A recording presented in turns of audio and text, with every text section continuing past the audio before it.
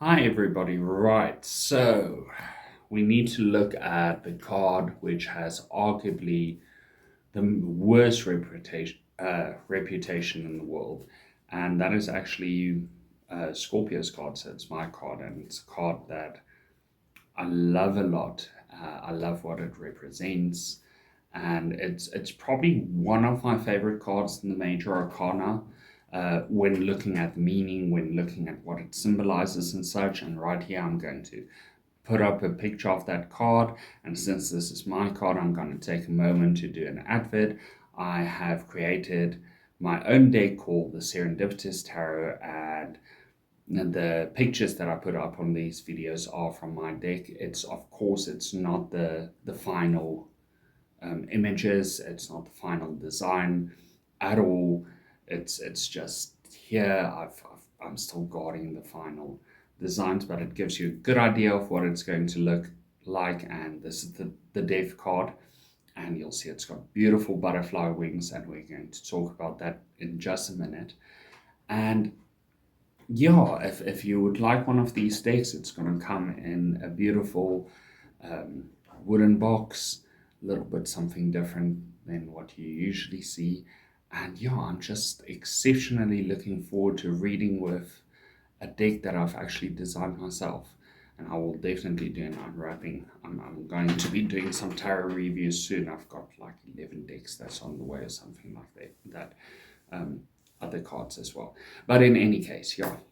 Let's get to this card. When we're looking at the keywords of death, it's things coming to an end, clearing away the old for the new, death of a person, and a metamorphosis. Now, right, let's start. This card actually makes me think a lot about a song. I think it's Alec Benjamin. Um, I Killed Somebody for You, I think is the song's name. And it's all about how he is trying to kill off his old self in order to become this somebody new. Okay, he does a song for somebody else. But when we start looking at the Death card, it is exceptionally good to remember that the original name for Death wasn't necessarily Death, or didn't mean it at least.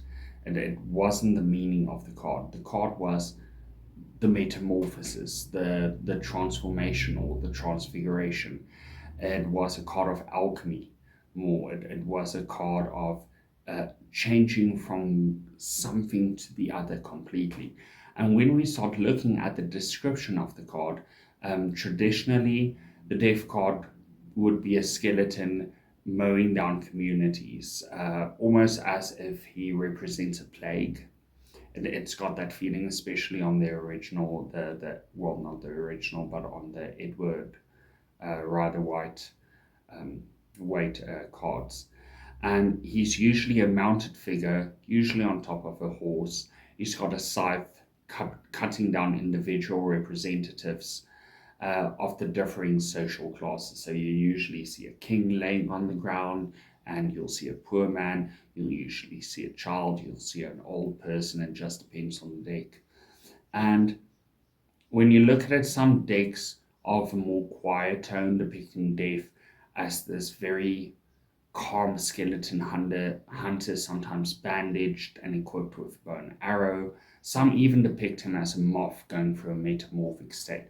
So I think it's the card with the most diverse traditional imagery, because we see in the very same timeline there's no structure to the actual card. And even I'm looking here in front of me, and even on the Morgan Greer, which I'm going to show now, we don't have the traditional tarot imagery here.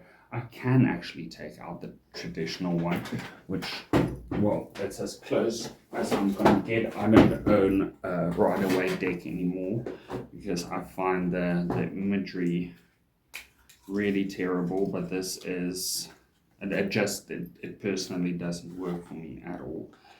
But this is as close as what we're going to get. I'm so sorry about this. Well, since it's my card, I'm gonna just ask you guys to hang on for a second. while I quickly search for this card, usually I wouldn't take out this deck. Interestingly enough, this is the type of that deck that I originally learned on. It's just a new deck, but this is what I learned on, and it was a brilliant, brilliant deck to learn with. Um, Although very, very much outdated. And right here we can see a much more traditional image, and he's there on his horse, and we can see the dead people, and he's even coming for the Pope. What's interesting here is he's got the Tudor rose. That's called the Tudor rose. It's the roses of Lancaster and York put together that it comes with. And in some depictions, they say he's Richard III and such. So you can definitely go and have a look at the War of the Roses, the legend surrounding that, the head falling underneath the tree, well, the head falling off, and then the crown going underneath a bush, and Henry VII, I think, put it on. But yeah, you can really go and look at that as well, because it shows a transition, an end of one dynasty, a start of another, but the new dynasty is still the same blood as the original. So it shows a change of power, it shows a metamorphosis. It says everything's going to change, but everything's kind of still the same. And that's what we see a lot within the more traditional original card. And I see here, when I start looking at the Witch's Tarot, we see something very similar. We also see the Tudor rose, we see the child holding out some flowers there to death, and he's this flaming skeleton man on his horse, and it's usually always a white horse. The Morgan Greer Tarot, which usually keeps it very simple, is just, it's a Grim Reaper with a scythe coming for this beautiful white rose. So we see the rose once again. Looking at the Druidcraft Tarot, which is a completely different take on it. So we're seeing Cerridwen, and she's an old lady there, and she's right next to a cauldron, and it's a cauldron of transformation. She's got her scythe. She is holding a skeleton's head, and she's probably going to throw him in that pot, and he's going to emerge completely differently. What we'll also see is a snake. A snake is always transformation. It's a change. It's shedding one's skin. And that brings me to probably my favorite depiction, which is the Witch's Tarot. And as we can see here, he's in full metamorphosis. He's getting his wings. He's still got the white roses. We can still see the Memento Mori, the skeleton here at the bottom. We can see right there a Scorpio sign as well. And we see a lot happening in a card that's actually very simplistically designed. And then one like I have never seen it before, but I love it, is from the Lightseers Tarot. And when we take a look at this card, it says death, rebirth, lemniscates in the middle. And we see that the light and the life is inside of death. Now, right, let's delve into this card. Now, the death card, it's metamorphosis. It is rebirth. It's exactly like this card is literally titled Transfiguration instead of death, whereas this one is death and rebirth. And that's what it's all about. It's all about that connection between endings and new beginnings. It says, you know what, a lot of things are ending in your life, or a lot of your way of thinking or your belief system is ending, or relationships ending, but something new is starting up. It could be the end of a relationship with somebody, but a start of a new relationship with yourself. It's a transformation. It's something beautiful that you should look out for. This calls you to stop mourning death, stop mourning the ending of things, because you're going to look past this wonderful new beginning, and in 2 months from now, the ending's over and you're in the middle of this new situation, and you haven't had time to take inventory of the new beginning. You haven't had time to actually get to know yourself within this new situation. And it's very much, it is a call to that. Now, death is mostly cloaked in black, and we can see it in all of the cards. Black is a big color, with the exception of Cerridwen that's wearing green, but he's usually got a black cloak.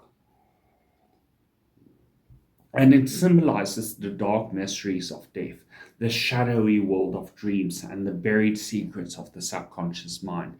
It says that there's so much more to it, and that death and endings are not understood properly the way it should be understood. And it actually is asking you to delve deeper, to look for the new beginning, to look at the new beginning and see death within that. It's that thing of, you know what, a corpse, a cadaver will give life to maggots, which will give life to the next thing. And so the grass will grow, and the buck will eat the grass, and the lion will, and you know, that entire circle of life, think Mufasa, Simba, Lion King. It very much comes down to that. Now, behind death, the sun is low on the horizon, and we see this in all of the cards. We see the sun setting there in the background. We even see it in this card, you know, it's definitely sunset. In all of them, we see some form of a sunset. And the sun is low on the horizon. The angle of the sun seems to make a halo of light. In various of the cards, we actually see it very prominently in this one, the halo of light. Although, like with this one, for instance, it looks like his head is just on fire. But there's some form of a halo, showing that death is but another angel, and that he's not this evil being that people think him to be. That endings aren't necessarily bad, they're not necessarily negative. Sometimes things just need to die a natural death, and there's nothing wrong with that. There's a time for everything, and if things don't die off, and new beginnings don't start, we stagnate and we die while being alive, which means there is no actual transformation then. Stagnation is true death. And that's what this card is trying to teach us, that what we perceive as endings and we perceive as deaths and we perceive it so negative isn't negative, because that's still pushing you forward. The true negative, the true evil, is not having any endings, of sitting in your house and just going through the motions day by day, not doing anything exciting and failing life by default. And that's what this card warns us against. Now, the death and skulls at the feet of death. We'll see a lot of skulls, or a dead person lying at the feet of death, you know, if we look at this card, for instance. So we see that quite a bit. And that symbolizes our own transformation from spirit to physical form and back again. And that's something that we slip in and out. Remember, I said a little bit of something of the subconscious mind earlier. That's that little bit of death each night when you go to sleep and you return to spirit and you come back to life. That happens daily, sometimes more than once in a day, for each and every one of us. And it's good to remember that as well. You know, is the you of yesterday still alive? Do you want that person to still be alive? Shouldn't each day be celebrated as a new beginning? Is it a continuation or is it new? You know, it's bringing up a lot of questions. And that's why can be a very difficult card to read sometimes. Because it's got so many aspects that need to fit together to bring the card into a whole. Now, the white horse is a reminder that energy is never lost nor destroyed.